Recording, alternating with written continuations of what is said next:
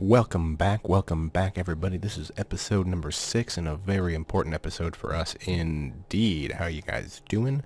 Ranquist here bringing you another episode on the Bloxcentric Server. So, it has been a couple days since I last actually recorded a video. I believe my episode number 5 is going to be going live tomorrow morning. Tomorrow being Thursday. So, yes, I have not gotten a lot done physically as far as my builds go. As you can see, clearly we still have this that we worked on. I actually moved in. You can see my bed there. There's some chests in this downward room. And I started to extend the roads a little bit. But I figured, you know what? Before I actually do this, before I start extending all these roads throughout this area, I need to come up with a plan, and boy do I have one. So I am taking this Roman theme to the next level, and I've come up with a list of things that we are going to need. Ooh, that's kind of scary. There's a witch there. Be careful. She's scary. So there's going to be a list of things that we need if we are going to be Romans in Renquestria. Yes. The original name for England was Britannia, probably given to by the Romans. I'm not really sure. I have to look that up. If I'm wrong, please let me know in the comments. Anyways, so if we're going to actually get this to work, which we will, there's a lot of things that we're going to have to do. One of them being sleeping at night, because we need our rest, of course. So, I've devised a list. I really love my little house. I've devised a list of things that we need to be Romans or Renquestrians, and things that we need for Minecraft. And they're going to intertwine with each other, of course. They're going to complement each other. See? Little chest room. It's growing. So let me go through them, and I have them written down on a piece of paper. Now, to have a normal working base or town or whatever, other than, the standard villagers, we are going to need to have bunch of different farms. So yes, that includes mob farms, crop farms, animal farms, iron farms. I mean, just tons of different things that we're going to need to be able to produce on a regular basis, especially with, from what I gathered, our eventual currency system that we're coming on here, which honestly all I know is that it's going to be a currency system and that there's going to be nothing like it. Oh, by the way, it's going to be 100% vanilla. So yeah, that's honestly all I know, so don't ask me any more questions about it, because I don't know, and once I do know, I will let you know as soon as I have been told that I can. Anyways, so I've gone through, so yes, the different farms. We're going to need We're going to need places for brewing, enchanting. I want to have a music area, just a lot of the everyday run-of-the-mill Minecraft stuff. And, there's also stuff that comes along with that, different logistics for moving items and whatnot. So yes, alright, so with that said, those are the important things for Minecraft, and we will have those. What's next as far as being a Roman? The first thing we're going to need is a road system, which we have started to begun to do that. And the Romans built in a grid system. They were one of the first to really start to fashion that out and really do that on a large scale. So we will attempt to do that. It's kind of going to go more by the building that we have, rather than just plotting out a grid, because I don't know how large they're going to be. Then, as far as some technical things, there are two important things. The Basilica, and that was the town hall. Now, the town hall is going to be where all the elders meet. So it's going to be a large, grand building, kind of, with big halls, a place for the elders to kind of sit and meet. And then from there, what we're going to need is we're going to need a forum. So yes, so that's kind of what I mapped out here, this square. It is not a building. It will not be the Basilica. This is going to be our town square. So everything is going to be branched off from here. So yes, I'm going to come up with a design for the central square. And what's important for the central square? Of course, water.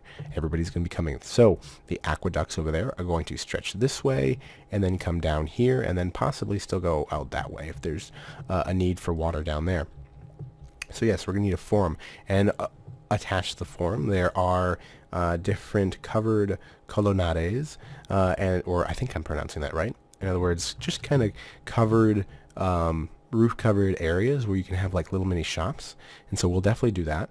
And then from there, we're going to need one of the more prolific buildings in a Roman culture, and that's the bathhouse. And so the bathhouse is where people, rich or poor, went, and they all just really took a bath because water was kind of scarce. So that was our central, almost like the YMCA of of the Roman times. And if you guys don't know what the YMCA is, kind of just like your the gym, in other words, but without working out, just kind of sweating out. So yeah, so we're going to need that, and that is going to be very cool. We'll try that out. From there, we're going to need, and this will actually, this next building is actually going to have to come out. Sprint. There we go.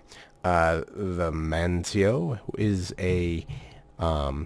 the inn, and I think that the Mancio is a good place. Which the Mancio was always built right close to the gate, and so we'll put the Mancio right here. Actually, let's put the sign down. This is where it's going to be. Mancio. Oop.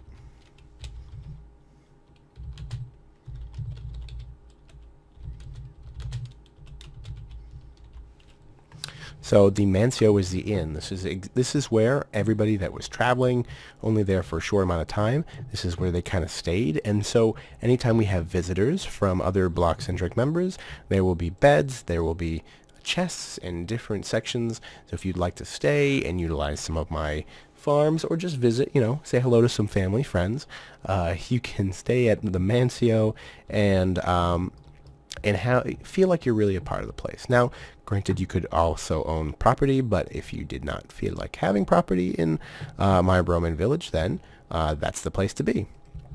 So that's going to go there, which, I kind of know, I noted that I turned this the wrong way, which I like the way it's facing. I love the way it turned out, but we're going to have to figure out something that we put in here to kind of block this backing so that it doesn't feel like wasted space, and I'll figure something out there. So yeah, so there's the Mancio, and then the most prolific building that is in Roman culture is, of course, the amphitheater, or what some people call the Colosseum, which is one of the more famous ones, and this is where all of your entertainment happens. So things like gladiator battles and also different art festivals. So we can have a couple different ones. I definitely want to have a battle coliseum, and we have three different options. So we can have an amphitheater specifically for fighting, which is kind of based in a circle. Let's just hypothetically say it's a circle. So there's the ones that are like that. There are the amphitheaters that are kind of half circled here, and so you have you have the stage right here, and then you have the seating around it, right? So we'll just say that the white's the seating. And then lastly, you have the racing amphitheaters, right? Which I know there's actually different names for them, and they were kind of oval shaped, and those were big for chariot races. So we have three different options to go. I think that I'm going to start off with this guy here, and then eventually get to one of these separately, because I know that I'm going to want to work with our mob system to play with this, because I'm going to want to be able to have mobs in our come up into our Colosseum or amphitheater for a general term. And then, so those are the big ones. Now, there are more different types of buildings that are designed to be in Roman culture, but those are like the big ticket ones. You could obviously have your temples, you could have your different cultural buildings, but some of the other buildings that don't necessarily come up in mind, but they were still there. I mean, obviously you have a blacksmith and different shops like that, but you also have things like the gatehouse. So we'll have the gatehouse probably be on the outside here. Boosh. So the gatehouse, and that really gave you access to through the walls. And so what my plan is I already started to build kind of walls here. So I plan on having walls that actually go around that way and out around the back. And then I think it would be really cool to have the walls just kind of cut straight across here and across the canyon. So people would have to kind of clear the clear customs, if you will, including the boats that come through. So yeah, so maybe they'll have the walls kind of cut that way. I don't really know. So we'll see. But walls, that's kind of a secondary plan. You know, I can just kind of fit those in as I go. And then other things, we've got docks, we've got barracks, we've got stables, which means we're going to have horses, which there are horses over there. And we've got sheep, cows, pigs, and definitely no chickens for sure. We hate chickens. We kill them all. So, so yeah, what a plan. And that is a very grand plan. Oh, and also don't forget all the places for our regular citizens to live. That's going to be important. We're going to want to have a lot of different housing available for everybody, right? So yeah, as you see my little grove of trees. So that is the grand plan for Ranquestria. Now the key is to actually execute on that plan, and we will do so for sure. And I think I've been talking for quite a bit of time. Let's see where I am. All right, so I am getting close. I think I'm probably about 15 minutes in. So what do we want to do next? All right. Oh yeah. So I still have.